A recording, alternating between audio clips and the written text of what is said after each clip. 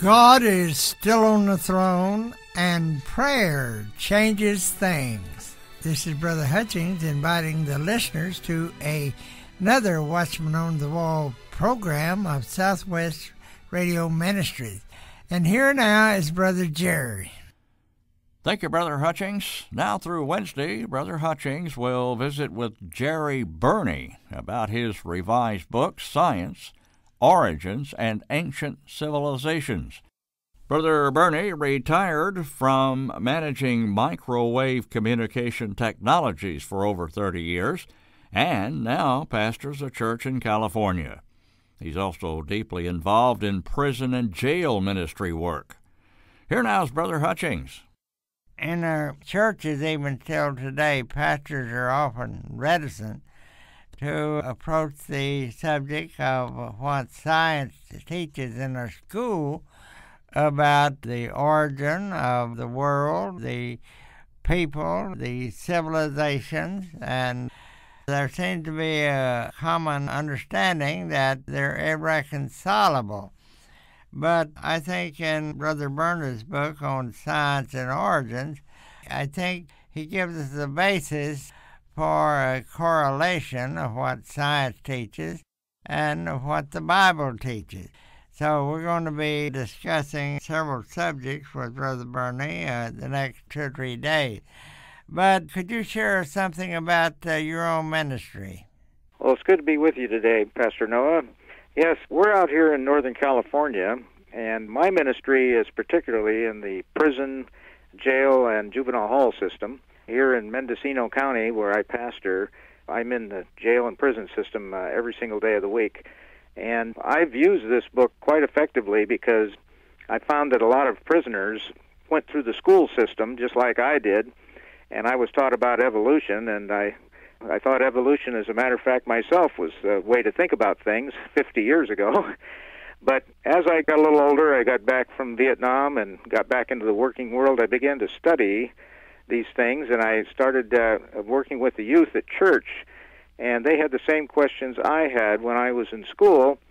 So I began putting together little pamphlets and little booklets on questions they had, and that's how this book got started.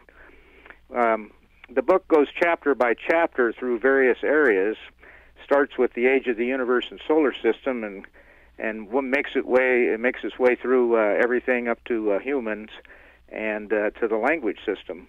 And then it gets into another section called Ancient Civilizations. The subtitle to the book is Scientific Evidence Withheld from School Textbooks.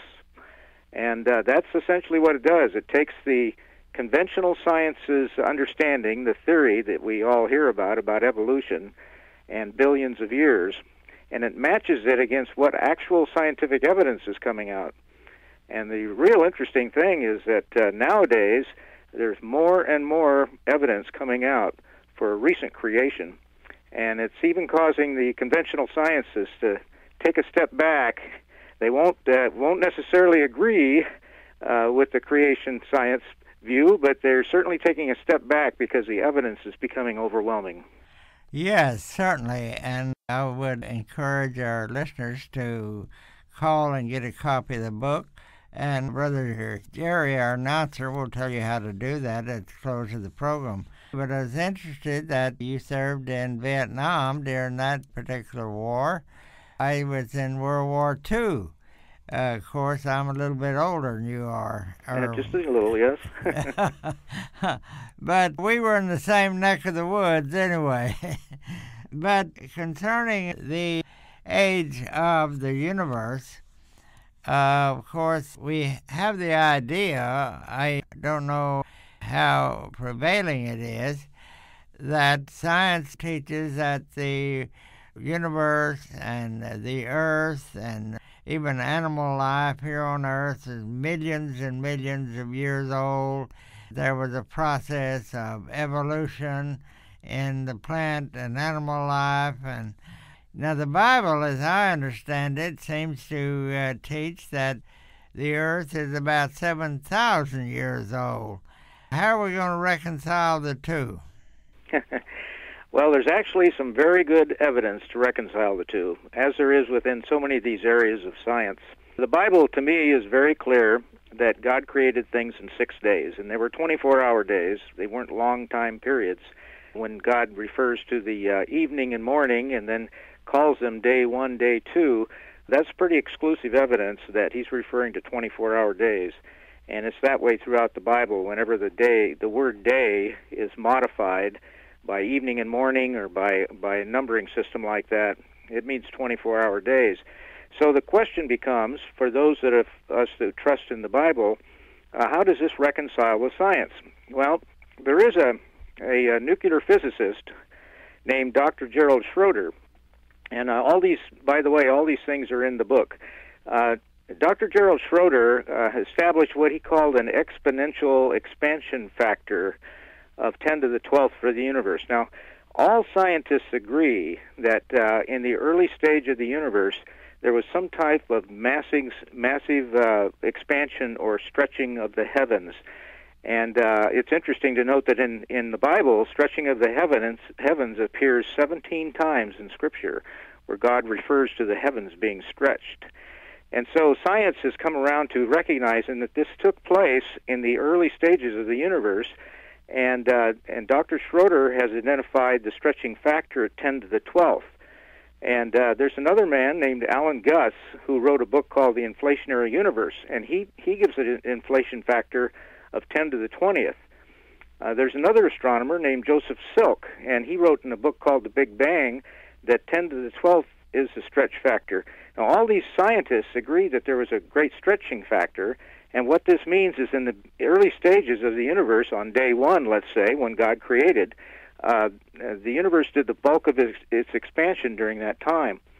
Now, if you actually do some math, and I have the math in my book, it's on page 25 of the book, if people want to get the book and make a note of it, but there's a math in there that explains this 10 to the 12th factor, and basically what it is if you multiply, if you give the scientists all the information they want, let's say scientists think it takes 14 billion years for the universe. So you put down that figure of 14 billion, and then you try to figure out how many days are in that. So let's multiply it by 400 days. We'll even give them a few extra days, too. So 400 days per year times 14 billion years, that comes out to 5,600,000,000,000 total days. And if you divide that by 10 to the 12th, you end up with 5.6 days. And that's what the nuclear physicist Gerald Schroeder says. He says if you take the initial inflation factor at the beginning of the universe and to divide that into what it appears in light time, appears to be billions and billions of years, you actually come out with 5.6 days. Isn't that amazing? Certainly is. You know, we don't hear that much, do we? No, we especially don't in the textbooks. None of this information is any of the college or high school textbooks. And unfortunately, our textbooks are always behind times. They're never up to date. And it may be many more years. Not only is there political influence keeping a lot of this information out of the textbooks because they don't want to be controversial, but they also they just are never on time anyway. They're always about 5 or 6 or 10 years behind anyway. You know, Brother Burney, if we look at the sun, the planets, the earth, the distance between them, the centrifugal force that it takes to keep them in orbit, to keeping our Earth turning at the rate of 1,000 miles an hour, somebody had to figure all that out, didn't they? That's true. God is the great designer of all times. All science agrees on this, too, that everything is in perfect balance for us to exist. Everything. And if one detail is removed, then we fall out of balance in a hurry. And you know that the scientists have for a long time known that the entire universe could fly apart, just like this inflation factor we were just talking about. Everything is held together by some force. And now gravity, of course, is a force that we understand. We read about that in the science books, and we understand that things are held together by gravity. Science knows they've measured all of the galaxies, stars, planets, everything they can see and identify in the universe. And they realize that there's only 5% of what they can see is what's holding us together. They realize there's 95% missing. In other words, What's holding us together is some very strong force that they can't identify. And so years ago, they identified these forces as dark matter, and they recognized that 95% of that was missing, so they called it dark matter, missing matter. And that was done to explain what we see happening in the universe. So first science measured the density of all the matter visible in the universe, and they realized there was not enough known matter to hold the things together. And so the gravitational influence of stars, planets, that's all measurable, but it's not sufficient to keep the universe from flying apart. So science called this missing matter dark matter, and then in the 1990s, science discovered that the expansion of the universe is actually speeding up now. It's not stabilized or slowing down as they had previously theorized. In other words, there had to be something that was offsetting the dark matter. So then science called that dark energy. And today, science theorizes that some visible matter accounts for 5%. The visible matter accounts for 5% of all matter, and dark matter and dark energy account for all the rest.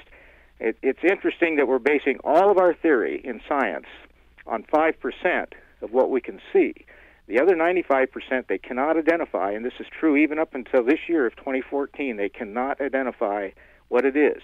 Of course, we know what it is. God is the one that holds all things together in Colossians 1. He talks about that. Yes, in school, of course, our children are taught one thing. They go to church on Sunday, and they may be taught another. How do you suggest that we approach that subject with children? Well, we're always told to have a defense for everything. One thing we can do is provide them information. And like I say, this book is subtitled Scientific Evidence Withheld from School Textbooks. The evidence is there, and it's from science. This is not just some theory. This is all proven science. But you'll never find it in the conventional government-approved textbooks.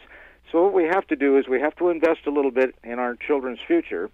And whether we're at the church level or family level, whatever level we're at, we have to invest a little bit. Buy a few books. Mine's not the only one. There's several other books out there as well. The difference between my book and others maybe is that I go through every area of science. We're talking about the solar system, the universe right now, but I get into all the areas of geology and down to fossil evidence and humans and DNA. You name it. It's radiometric dating. Everything's in this book. So that's what we have to do. We have to educate ourselves and then share this education with our children. We have to spend time with our children. And one of the problem is that the average parent knows very little about science. Have you found that to be true? That is true. I mean, science is a subject that I kind of was interested in when I was younger, but I'll have to admit that most kids are interested in getting out and playing. I was that too, but I did take a particular interest in science. I guess you have to have some interest in it. But the main thing is, though, there are basics, I think, that we can understand from a biblical perspective that are scientifically provable that we can share with our children. And this book is full of them. So every time something comes up at school or a question comes up about evolution, whether it be the solar system or biology and humans, you can just open a chapter here and read a couple pages, and it lays out what the scientific evidence that supports the Bible says. And what we find out, we'll get to that maybe in one of the next programs, but what we find out, especially when we get into the new modern DNA studies, is that science is beginning to prove, note what I said now, science is beginning to prove that evolution could have never occurred in any life form, not just humans. So the more science is getting into this, I think we're going to find that pretty soon the science journals are going to be talking more and more about intelligent design and not about evolution. Yes, and that is one of the important points you bring out in your book. I thought it was tremendously interesting, and I think will help parents and children both to come to an understanding that the record of Scripture concerning creation certainly is accurate. Now, in one of your chapters, you do consider radiometric dating. What is that, and what's the problem here? Well, there's some serious problems with the experimental errors and shaky assumptions that go into radiometric dating. There's a Nobel Prize medalist, Dr. Melvin Cook, and he's written quite a bit about this. Many of the dates have to be discarded because there's just too many variables. There's a journal called the Journal of Geophysical Research, and it reported that lava rocks, which were formed in 1800 and 1801 in Hawaii, now that they know that because that's when the eruptions took place and people were there to witness it. And that's how rocks are formed. Rocks are formed when they come out of the lava and harden. And they took those rocks and they measured them in the lab, and they came out to measure between 160 million and 3 billion years. Now, even the measurements were off by a factor of 100, but they were also off just knowing the fact that this lava rock was formed in the 1800s, not 160 million years ago.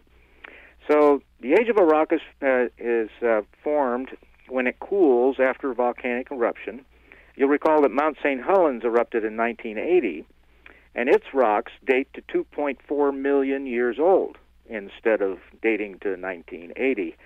So there's just a lot of problems. One of the techniques they use is called potassium argon, and it measures the rates of how potassium 40 decays to argon 40, and that's a gas that can remain trapped within minerals. And this technique has been used on the Grand Canyon, and it's been tested on both what they call a carbonous basalt layer and an agreed-upon older layer, and recent lava flows on the western sections of the Grand Canyon. And the results there again failed as the younger lava rock tested older. Now, these same Grand Canyon layers have also been tested with rubium strontium 86, and that's a method where the rubium strontium decays to strontium 87 with strontium 86 remaining constant, so you make the ratio there and you can derive an age. And again, the younger rocks tested older than the old rocks. The only difference between these various methods is between the potassium argon and the rubium strontium was some give old age and some give very old age. But they're all subject to a lot of variables. For instance, the daughter elements of these testable things can be leached out in and out of the rock. There's a lot of contamination problems. There's assumptions made about whether the daughter elements were there in the beginning or not, and these all lead to giving us a whole wide range of possibilities. But it's very obvious from knowing when the rocks were actually formed and measuring them that these dates are way, way off. And science agrees with this. They've even used other methods to try to correlate the dates, tree rings, ice cores, and other things, to try to come up with some kind of an understanding because the dates are so far off. Yes. In the next chapter in your book, you deal with fossils, age, and evolution. I know the teaching of science is that man and the dinosaurs lived millions of years apart and so on and so on. But I've been down to Glen Rose, Texas, where you have the ancient prints of dinosaurs in the stone and also human footprints right alongside the dinosaur footprints, indicating that man and the dinosaurs lived together. Now, how do you approach that? Well, that's an interesting question because, yes, it's a Biloxi River site down in Glen Rose, Texas. It's caused many people to pause due to the fact that fossilized dinosaur tracks appear with human tracks also. And there have been many attempts to prove that these human footprints are actually human. They try to say, well, they're just something else or a different impression, but we can't really say they're human. The dinosaur tracks have been accepted by scientists because they occur in rock, which correlates to the supposed old age of the dinosaurs. If we get into the geology section of the book, we can talk about the various layers, but they accept the dinosaur tracks as being authentic. But the fact that footprints are there from humans, well, they can't quite swallow that. But what's interesting is that more and more sites are being exposed with human tracks, which appear in dinosaur-era rock, or even with dinosaur tracks. even other ancient life forms, such as the trilobites, which predate the dinosaurs. They're older than the dinosaurs, and sometimes we find human footprints in the same area where there's trilobites. Aaron Judkins from the Texas Institute of Ominology, he reported on evolution and human fossil footprints of several sites, also from Biloxi Riverbed area, on the Taylor Trail site, the Upper Taylor platform at McFall Trail site, and even over in Russia and Turkmenistan, and also at a Kuetang Tlo dinosaur site, and at Stinnett, Texas, at the Coffee Track site. Also in Dinosaur Valley State Park, Texas, at the Delac Track site, and in Menacope, Washington, Arizona, Arizona. There's also another site in the Robelos Mountains in New Mexico, at the Zapata Track site, and at Antelope Springs, Utah, at a Miser Track site, and that's where trilobites are commonly found. So human footprints found in all these various sites have been found to have characteristics of human tracks, but because of their placement amongst dinosaurs and trilobites, they're dismissed by the scientists as unknown. But it's pretty obvious that more and more of these sites are showing up, and they can't discount this evidence forever. Well, Brother Burney, it certainly is a privilege and a blessing to have you on the program today and present these tremendous evidences that man and the dinosaurs lived together, that the Bible evidence that the world was created in 6 days and all things therein. You really presented a tremendous volume of evidence here in your book that the Bible is accurate, that all Scripture is given by inspiration of God, and it's the truth. Your book deals with that, substantiates it, and correlates the teaching of science to the contrary with biblical truth.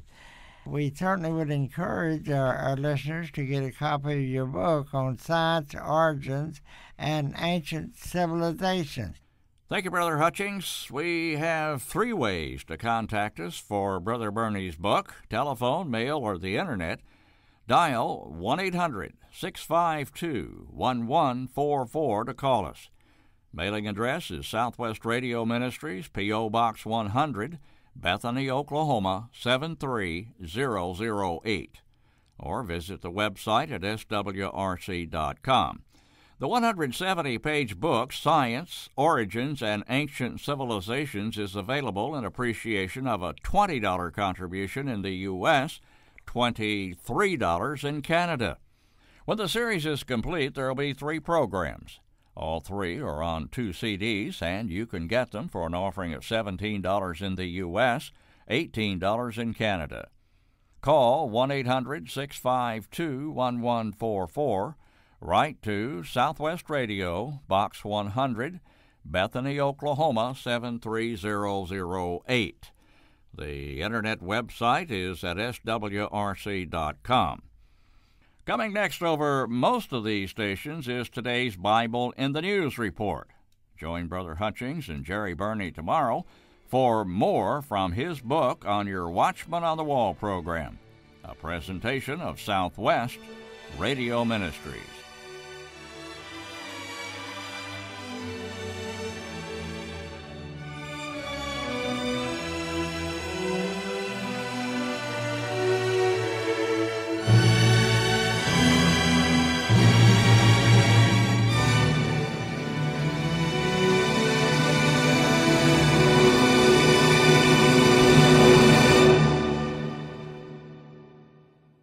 Welcome to today's Bible in the News report, a feature of your Watchman on the Wall program of Southwest Radio Ministries. I'm Jerry Giltner.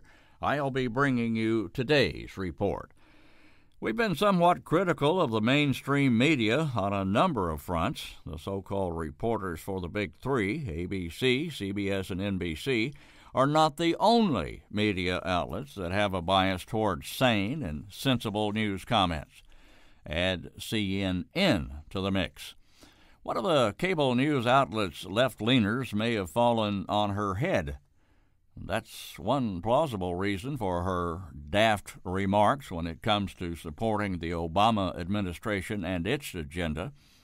The reporter is CNN anchorwoman Carol Costello. In a story posted on the Internet May 28th, American Liberty PAC lets us in on just how far Ms. Costello has gone overboard. Quote, CNN anchorwoman Carol Costello is a little confused. Tuesday, the far-left reporter suggested to her viewers that First Lady Michelle Obama has the authority to sign bills into law, close quotes. We would conclude that's more than being just a little confused. It's outright wrong. Congress is the entity that makes laws, and the president either signs or vetoes them. The president's wife may be involved in political issues, but as a non-elected party, she has absolutely no authority to author or to sign laws into effect. The story continues by quoting Costello and the statement she made that led to her huge blunder. Quote, that was Mrs. Obama back in 2010 when she signed the Healthy Hunger Free Kids Act into law. Well, now, some members of Congress and the food industry want to roll back that initiative and loosen requirements to cut costs. Today, the First Lady takes the unusual step of delivering White House remarks, speaking out against that House measure, and in another twist, a one-time ally of Mrs. Obama's initiative is now a critic. This is far from the first baffling statement Costello has made. Just last week, she professed that climate change deniers must not be listening to science or not reading the Bible. Close quotes. American Liberty PAC ends the piece following that statement with one of its own. What? Close quotes. Good question. Reading the Bible shows that seasons have been changing since the flood, and not because of anything man has done. Credible scientists attest to that fact. The Bible teaches that there's been and will continue to be spring, summer, fall, and winter. That's from Genesis 8:22. That's all part of God's master design for the earth and those he has placed here. And there's another set of scriptures indicating that. We read, for lo, the winter is past, the rain is over and gone. The flowers appear on the earth. The time of the singing birds is come, and the voice of the turtle is heard in our land. The fig tree putteth forth her green figs, and the vines with tender grape give a good smell. That's from Solomon chapter 2, verses 11 through 13. And that's today's Bible in the News report from Southwest Radio. Be here for the next Watchman on the Wall program and a Bible in the News report.